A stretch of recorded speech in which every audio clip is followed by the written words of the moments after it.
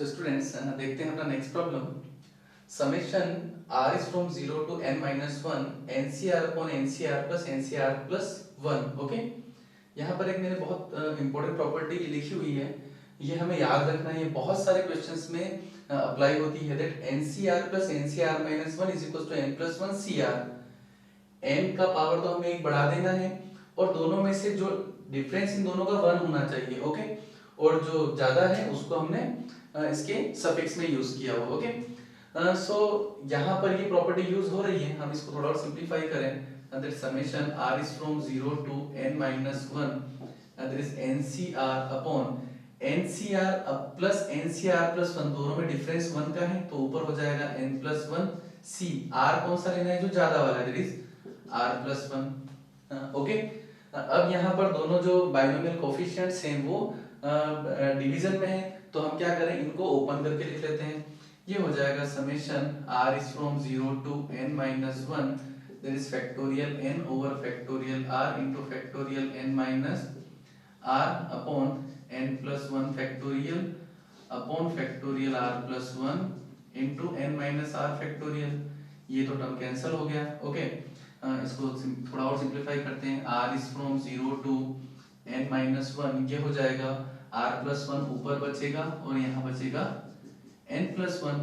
Okay, अब तो question जो है वो सीरीज का हो गया। यहाँ से 1 अपॉन n प्लस 1 को मैंने कॉमन ले लिया, that is summation of r is from 0 to n minus 1 r plus 1। Okay, तो यहाँ पर r प्लस 1, r क्या है, r को मैं 0 से स्टार्ट कर रहा हूँ, so 0 plus 1 plus 2 up to n minus 1। तो ये तो 0 को तो हम इंक्लूड नहीं करें, तो सम ऑफ नेचुरल नंबर्स लिखा है अप टू n माइनस 1 तक, और उसका फॉर्मूला होता है n into n plus 1 upon 2। here n is n minus 1, so n into n plus 1 upon 2 plus 1 1 1 को हमने कितनी बार ऐड किया है, n minus 1 टाइम्स ऐड किया है। ओके, सो यहाँ पर n minus 1 आएगा। 1 को आप लिख सकते हैं r पावर 0 और r को लिखना है 0 से n minus 1 तक, सो वो n तक जाएगा ना, ठीक है, क्योंकि वो नंबर ऑफ टर्म्स तो n हुए। सो ये हो जाएगा 1 upon n plus 1 इनटू ये हो जाएगा that is n square minus of n plus 2n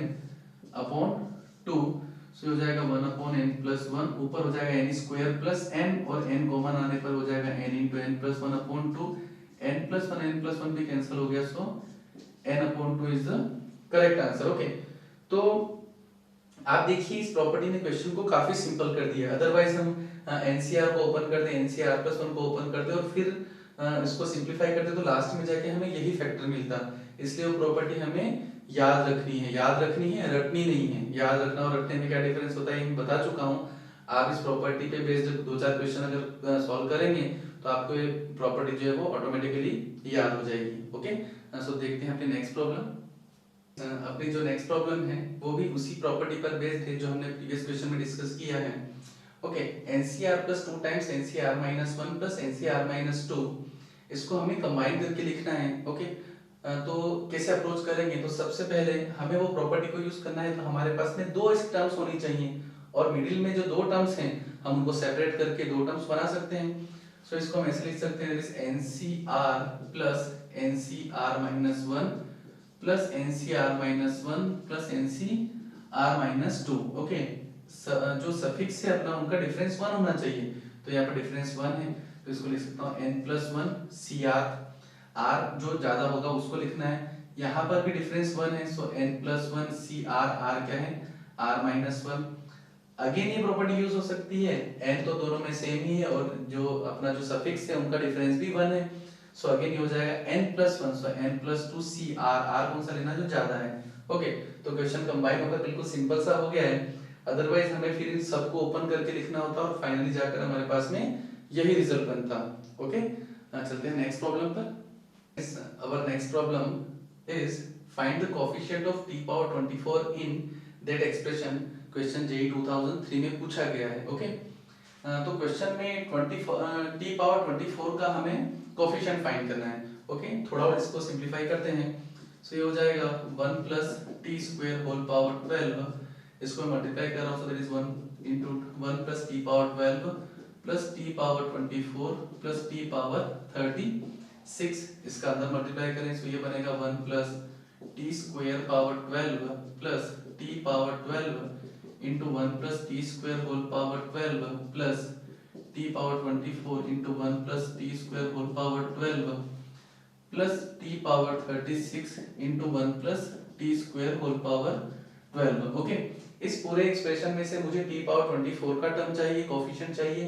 T power 24 इसमें से मुझे नहीं मिल पाएगा क्योंकि इसका जो टी पावर 36 से मल्टीप्लाई करूंगा तो मिनिमम भी टी पावर 36 मिलेगा। ओके, मींस इन तीनों में से मुझे टी पावर 24 का कोफिशिएंट मिल सकता है। तो सबसे पहले हम 1 प्लस टी स्क्वायर जो होल पावर 12 है उसका जनरल टर्म लिख लेते हैं। वो क्या होगा, that is T R plus 1 हो जाएगा 12cr into T square power r, that is 12cr into T power 2r। Okay, अब इसमें से मुझे 24 का कोफिशिएंट चाहिए तो मैं r को कितना रखूं, r को रखें हम 12। तो पहले में से जो मिलेगा that is 12 into T power ये हो जाएगा 24 प्लस टी पावर 12 तो एज इट इज रखा, और इसमें से अब मुझे कोफिशिएंट चाहिए टी पावर 12 का, क्योंकि टी पावर 12 तो ऑलरेडी हमारे पास में है। ओके, सो टी पावर 12 के लिए मुझे r को पुट करना पड़ेगा 6, तो यहां से मिलेगा 12c6 इंटू टी पावर 12, और लास्ट में मुझे टी पावर 24 ऑलरेडी है, मुझे चाहिए टी पावर 24 का कोफिशिएंट, तो मुझे r को पुट करना पड़ेगा 12। ओके, सो ये बनेगा T power 24, sorry T power 24 तो ऑलरेडी मेरे पास में है, तो यहाँ से मुझे टी पावर 0 कोफिशिएंट चाहिए। ओके, सो टी पावर 0 के लिए मुझे r को 0 पुट करना पड़ेगा, so there is t power 24 into 12c0 t power 0। Okay, तो यहाँ से 12c12 तो हो जाएगा 1, 12c6 बचेगा। ओके, और 12c0 भी 1 हो जाएगा, सो ये हो जाएगा 2 plus 12c6। So 2 plus 12c6 is the coefficient of t power 24 in that expression. Okay, question काफी सिंपल है, बस हमें इसका जो जनरल टर्म है वो पता होना चाहिए कि इसको कैसे लिखना है, अदरवाइज फिर इसको ओपन करके लिखना होता। ठीक है, चलते हैं अपनी नेक्स्ट प्रॉब्लम पर। देखते हैं अपना नेक्स्ट प्रॉब्लम, काफी अच्छा प्रॉब्लम है। which is more 1000 पावर 1000 और 1002 पावर 999। ओके, यहाँ पर मैंने एक प्रॉपर्टी लिखी है, काफी इंटरेस्टिंग और काफी हेल्पफुल प्रॉपर्टी है, that 1 plus 1 upon n whole power n is in between 2 to 3। इसका वैल्यू हमेशा 2 से 3 के बीच में होगा। जब n इनफाइनाइट को टेंड करता है तो उसका वैल्यू e को टेंड करता है। ओके, हम उसमें लिमिट का कॉन्सेप्ट लगाते हैं तो उसका वैल्यू मिलता है हमें e के इक्वल। ओके, तो इस प्रॉपर्टी का हमें यूज करना है। हमें नहीं पता कि दोनों में से बड़ा कौन है, इसलिए मैं इन दोनों के बीच में ऐसा एक एरो ले रहा हूँ, दैट इज 1002 पावर 999। ओके, अब क्या करें, 1000 पावर 1000 है, इसको मैं बना देता हूँ दैट इज 1002 पावर 1000, और मैंने 1002 से इसको डिवाइड कर दिया। मैं 1002 को इधर ले आता हूँ, सो क्योंकि ये सब पॉजिटिव हैं इसलिए वो ग्रेटर देन और लेसर देन का साइन होगा, इसलिए मल्टीप्लाई करने में हमें कोई भी दिक्कत नहीं होगी। ये हो जाएगा 1 plus 2 upon 1000 and that is whole power 1000। उस जैसा कुछ फॉर्मेट दिख रहा है, लेकिन यहाँ पर n होता है तो वहां पर भी n बनाना पड़ेगा।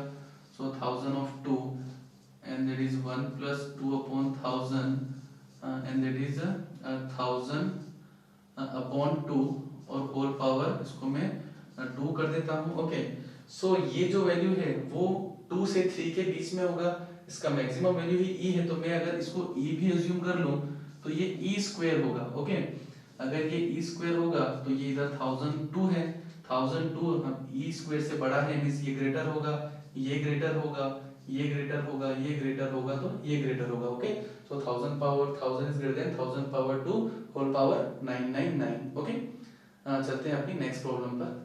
सो स्टूडेंट्स, अपना जो नेक्स्ट प्रॉब्लम है that is NC0 prove that NC0 square plus NC1 square plus NC2 square up to NCn square is equals to 2NCn। Question काफी सिंपल है, एनसीईआरटी बेस्ड क्वेश्चन है। इस question को करवाने के कारण है ताकि जो आगे आने वाली प्रॉब्लम्स हैं जो थोड़ी सी जेई एडवांस के लेवल की हैं उनको कैसे अप्रोच करेंगे, इसलिए मैंने ये प्रॉब्लम लिया है। जब भी बाइनोमियल कोएफिशिएंट्स के मल्टीप्लिकेशन का हमें दिखे तो हमें एक आइडिया मन में आना चाहिए कि ये दो सीरीज का मल्टीप्लिकेशन है। ओके, सबसे पहले इसको हम ऐसे अरेंज करें that is NC0 into NC0, NC0 को मैं लिख रहा हूँ NCN, ये लिखा है NC1 इंटू NC1, तो उसको मैं लिख रहा हूँ NCN minus 1, NC2 into NCN minus 2 up to that is NCN, और इसको लिख रहा हूँ मैं NC0। ओके, अब जब भी इस टाइप का हमें सीरीज मिले जब उनके जो प्रीफिक्स हैं वो कांस्टेंट हो और सफिक्स का जो सम है वो कांस्टेंट हो, आप देखिए 0 plus n, 1 plus n minus 1 is n, 2 plus n minus 2 is n। Okay, तो जब भी इस टाइप का हमें प्रॉब्लम दिखे जब n जो है वो उनका जो प्रीफिक्स है वो कांस्टेंट और सफिक्स का सम कांस्टेंट हो, तो फिर हमारे दिमाग में ख्याल आना चाहिए कि ये जो है coefficient of x to the power n जो उनका प्रीफिक्स है इन, ये बनेगा NC0 plus NC1x plus NC2x square up to NCN x power n into, इसको क्या लिख सकते हैं अपन, NCN again there is NC0 plus NC1x up to NCN x to the power n। Okay, जब मैं इसको मल्टीप्लाई इसके साथ में करूंगा तो x की पावर n बनेगा और वो हमारा पहला टर्म है, इसको मल्टीप्लाई उसके सेकंड लास्ट टर्म से करूंगा तो हमारा दूसरा टर्म है। ओके, अब ये दोनों क्या लिखे हैं, ये तो 1 plus x whole power n का मल्टीप्लाई एक्सपांशन लिखा है और ये भी 1 plus x whole power n का एक्सपांशन लिखा है, that is 1 plus x whole power 2n, और 1 plus x whole power 2n में से जो coefficient of x power n होगा दैट इज 2nCn। ओके, तो आप हमेशा जब भी ऐसा मल्टीप्लिकेशन का प्रॉब्लम आए तो सबसे पहले उसको इस फॉर्मेट में कन्वर्ट करने की कोशिश करें कि प्रीफिक्स तो सेम हो और सफिक्स का सम कांस्टेंट हो। ओके, तो प्रॉब्लम क्या होगा, फिर प्रॉब्लम में कुछ नहीं, बस coefficient of x power n जो भी वहां पर पावर आपको दिया रहेगा वो फाइंड करना है दोनों के मल्टीप्लिकेशन से। ओके, देखते हैं अपना नेक्स्ट प्रॉब्लम। सो स्टूडेंट्स, अपना जो नेक्स्ट प्रॉब्लम है वो IIT JEE में पूछा गया क्वेश्चन है। क्वेश्चन है summation 10ci 20cm minus I is from 0 to m is maximum, find m। Okay, सबसे पहले हम सीरीज को ओपन करके लिखते हैं, यहाँ पर हो जाएगा there is 10c 0 into 20cm plus 10c1 into 20cm minus 1 up to 10cm into 20c 0। Okay, binomial जो सी कोएफिशिएंट्स हैं उनके जो प्रीफिक्स हैं वो कांस्टेंट है, कांस्टेंट मींस 10 है तो 10 है, 10 है, 20 तो है 20 है, और जो इनके सफिक्स हैं उनका सम कांस्टेंट है, और अगर सफिक्स का सम कांस्टेंट हो तो फिर हमें कुछ भी नहीं करना है, क्वेश्चन काफी सिंपल हो जाएगा।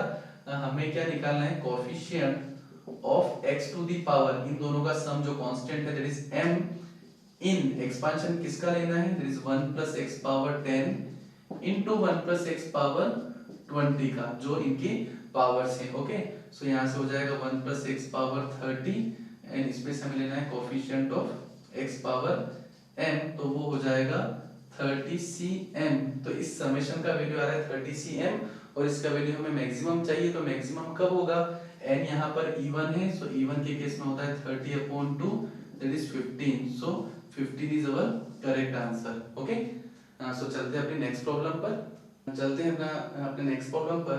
फाइंड, इसका वैल्यू हमें फाइंड करना है। ओके, मैंने यहाँ पर कुछ फॉर्मूले लिखे हैं, फॉर्मूला काफी सिंपल है, हम NC0 plus NC1 up to NCN करते हैं तो उसका वैल्यू 2 पावर n मिलता है, हम अगर ऑड टर्म्स को ऐड करते हैं तो उसका वैल्यू 2 पावर n/2 होता है, that is 2 power n minus 1। Even terms के लिए भी यही है। ओके, इसको लिख लेते हैं, तो ये हो जाएगा जब मैं k का वैल्यू 1 पुट करूंगा तो दैट इज 20c1, ये हो जाएगा 20c3, 20c5 up to 20c9। Okay, ये ऑड टर्म्स की सीरीज तो दिख रही है लेकिन वो सीरीज कंप्लीट नहीं है, अगर वो कंप्लीट होती तो मैं इसको लिख देता 2 पावर 20/2। ओके, तो इसको कंप्लीट करते हैं, तो मैं इसको 2 से मल्टीप्लाई डिवाइड करूं, so that becomes 2 into 20c1 plus 2 into 20c3 plus 2 into 20c5 up to 2 into 20c9। Okay, अब क्या करें, 1/2, मैं इस 20c1 को एज इट इज लिख रहा हूं और एक और जो 20c1 है उसको मैंने 20c19 लिख दिया, एक ही बात है। 20c3 as it is, similarly 20c17 up to इसको लिख दिया 20c9 एंड 20c11। ओके, अब आप ध्यान से देखें तो ये पूरी सीरीज कंप्लीट हो चुकी है, 1 3 5 7 9 11 19, तो ये हो जाएगा 2 power 20/2 that is 2 power 18, so 2 power 18 is the answer of that summation. Okay, तो हाफ सीरीज का भी फॉर्मूला हमें याद होना चाहिए, that is 2 power n/2। Okay, चलते हैं अपनी नेक्स्ट प्रॉब्लम पर। सो स्टूडेंट्स देखते हैं अपना नेक्स्ट प्रॉब्लम। प्रॉब्लम जो है वो रिमाइंडर पर बेस्ड है। यहाँ पर मैंने एक सीरीज लिखी है that x plus y whole power n expansion sorry and there is nc0 x power n y0 plus nc1 x power n minus 1 into y up to ncn x power 0 into y power n, जैसे कि हम जानते हैं। Okay, अगर आप ध्यान से देखें तो फर्स्ट से लेकर जो सेकंड लास्ट टर्म है उसमें x का टर्म रहेगा। ओके, और जो लास्ट टर्म है उसमें x का टर्म नहीं रहेगा, that is y power n। Okay, तो x plus y whole power n is equals to k times x plus y power n। हम x और y इंटीजर की बात कर रहे हैं, तो ये मैंने लिखा है kx, यहाँ k जो है वो इंटीजर है और प्लस y पावर n। इस कॉन्सेप्ट का हमें इन क्वेश्चंस में यूज करना है। ओके, देखते हैं।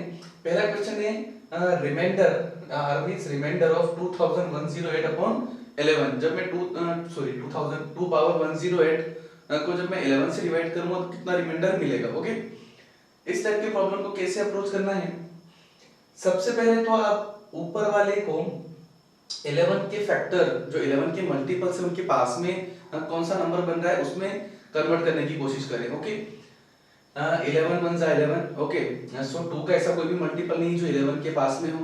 ओके, पास में मींस जिसमें प्लस या माइनस 1 का डिफरेंस हो, इतना। ओके, 11 2 जा 22, 22 भी 2 के ऐसे कोई मल्टीपल के पास में नहीं है।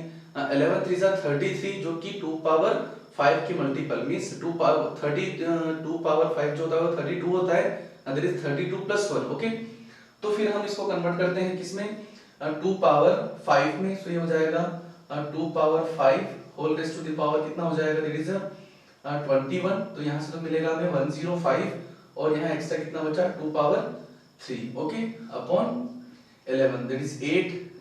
और हम इसको अब लिखेंगे 32 मींस इसको लिख लेता हूं मैं 33 minus 1 whole power 21 sorry whole power 21 upon 11। Okay, अब उस कॉन्सेप्ट का हम यूज करें तो ये तो हो गया x और y का वैल्यू हो गया हमारा -1। ओके, तो यहाँ पर हो जाएगा 33k times plus -1 to the power 21। Okay, over 11।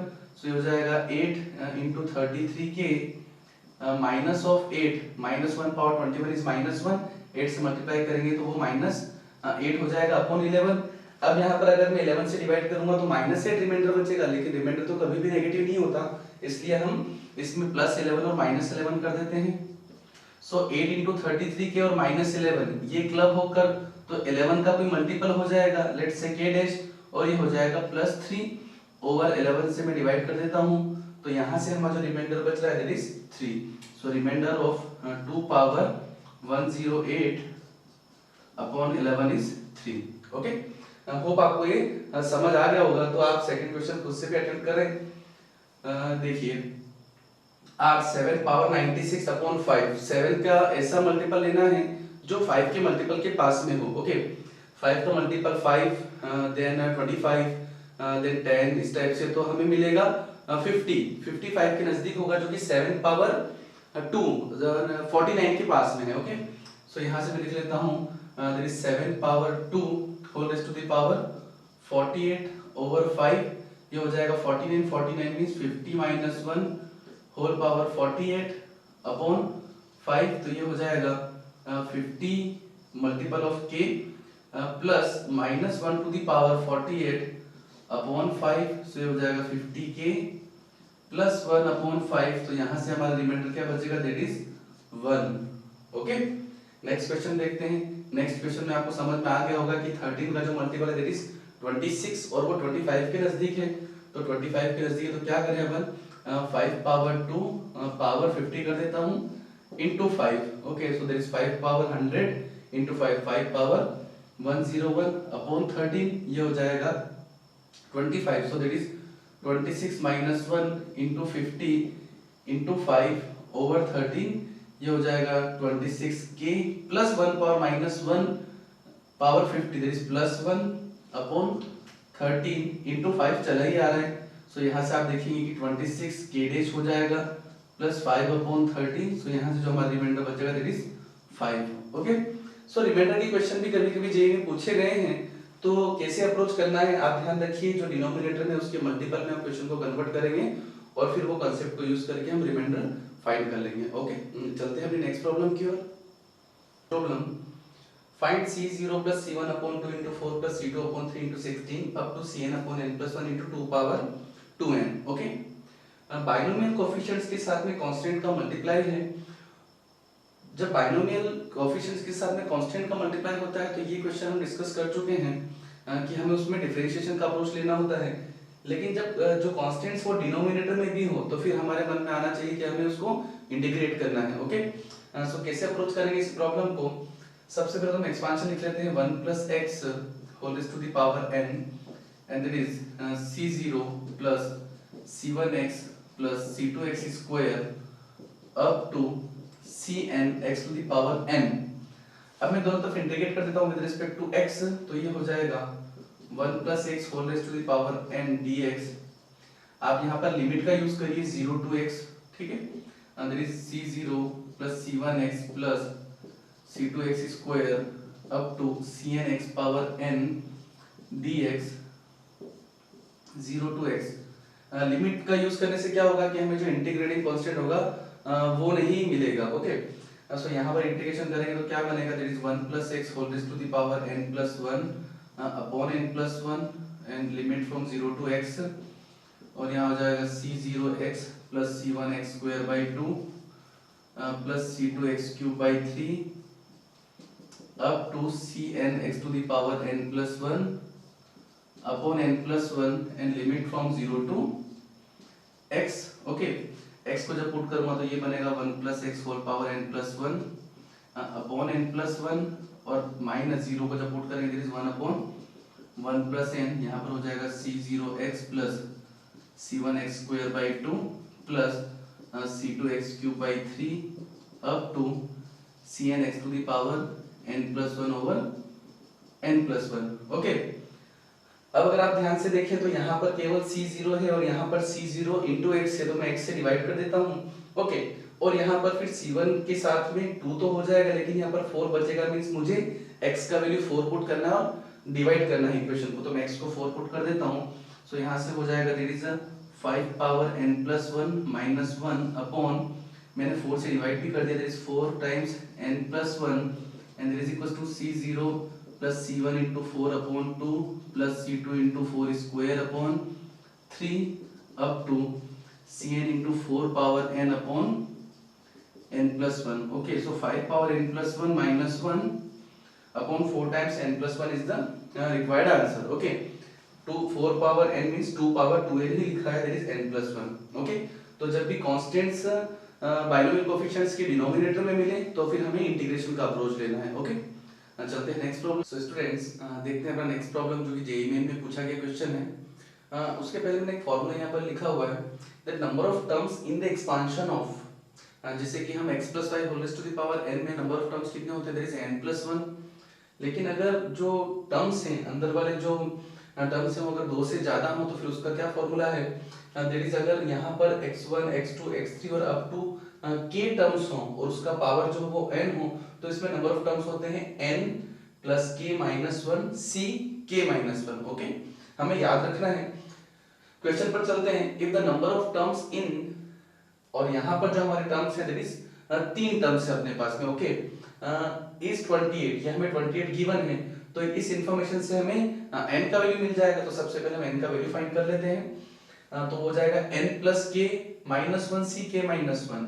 so n plus k is 3 minus 1 c k minus 1 that is 3 minus 1 is equals to 28, ये हमें गिवन है, तो that is n plus 2 c2 is equals to 28। Okay, ये हो जाएगा n plus 2 factorial upon 2 factorial into n factorial is equals to 28, that is n plus 2 into n plus 1 upon 2 is equals to 28।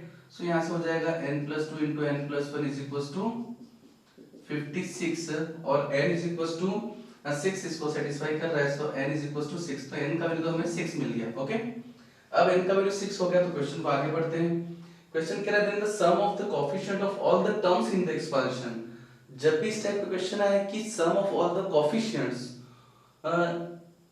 Of sum of the coefficient of all the terms in the expansion. तो हमें क्या करना है, हमें जो variable term है, जैसे कि जो वेरिएबल वहां पर है, यहाँ पर वेरिएबल क्या है हमारे पास में x है, तो x को आप पुट करिए 1। ओके, तो सम हो जाएगा हमारा x को 1 पुट करने पर is 1 minus 2 upon 1 plus 4 upon 1 whole power n का वैल्यू हो गया 6, so that is 3 power 6 and 3 power 6 is 729, so 729 is the right answer. Okay, तो नंबर ऑफ टर्म्स का फॉर्मूला हमें याद रखना है, फॉर्मूला याद हुआ तो क्वेश्चन उसके बाद काफी सिंपल है। ओके, चलते हैं नेक्स्ट प्रॉब्लम पर।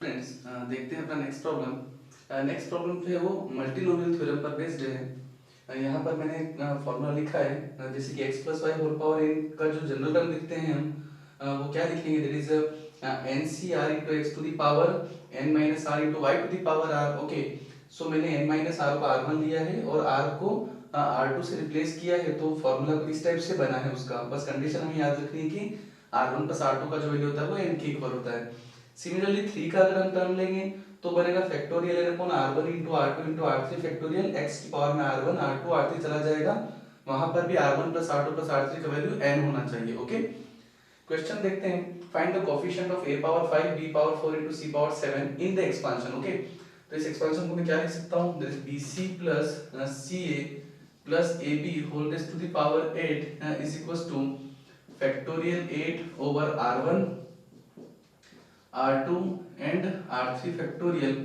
और ये बनेगा that is bc power r1 into क्या बनेगा ca power r2 into ab power r3। Okay, अब थोड़ा और सिंपलीफाई करते हैं, that is factorial 8 upon r1 factorial r2 factorial r3 factorial as it is. यहाँ से बनेगा b power r1 plus r3, यहाँ से बनेगा c power r1 plus r2 और a power r2 plus r3। Okay, अब जो हमें क्वेश्चन गिवन है, हमें फाइंड करना है a पावर 5 b पावर 4 और c पावर 7। तो यहाँ से हम कंपेयर करते हैं पावर को, तो r2 प्लस r3 का जो वैल्यू है, r2 plus r3 that is equals to 5, r1 plus r2 that is equals to 7 and अपना जो 4 r1 प्लस r3 का जो वैल्यू हो जाएगा दैट इज इक्वल्स टू, वो क्या बन रहा है, that is equals to 4। Okay, इन तीनों को मैं ऐड कर देता हूं, तो ये हो जाएगा r1 plus r2 plus r3 2 times. Okay, तो 2 टाइम्स हो जाएगा r1 plus r2 plus r3 is equals to 7 4 11 5 then is 16। Okay, so यहाँ से r1 plus r2 plus r3 का वैल्यू हमें मिल रहा है 8 के इक्वल। तो फिर इसका और इन सब का यूज करते हुए r1 का वैल्यू कितना हो जाएगा, r1 का वैल्यू हो जाएगा 3, r2 का वैल्यू हो जाएगा r1 प्लस r3 का वैल्यू 4 है दैट इज 4, और r3 का वैल्यू हो जाएगा r1 प्लस r2 का वैल्यू 7 दैट इज 1। तो इन सब का वैल्यू हमें मिल गया, तो जो फैक्टर जो इसका कोफिशिएंट मिलेगा, जो रिक्वायर्ड अपना आंसर होगा coefficient is equals to factorial 8 upon 3 factorial that is 4 factorial and 1 factorial. So this is the required answer. Okay, so factorial 8 upon factorial 3 factorial 4 and factorial 1। okay, so ये multinomial का question है, हमें वो जो expression है वो याद रखना है। ओके, सो हमने इस वीडियो में जितने भी कॉन्सेप्ट थे बाइनोमियल थ्योरम के वो सब कवर किए हैं। होप ये जो वीडियो है आपको रिवीजन में काफी हेल्प करेगा। Okay, so good bye and take care.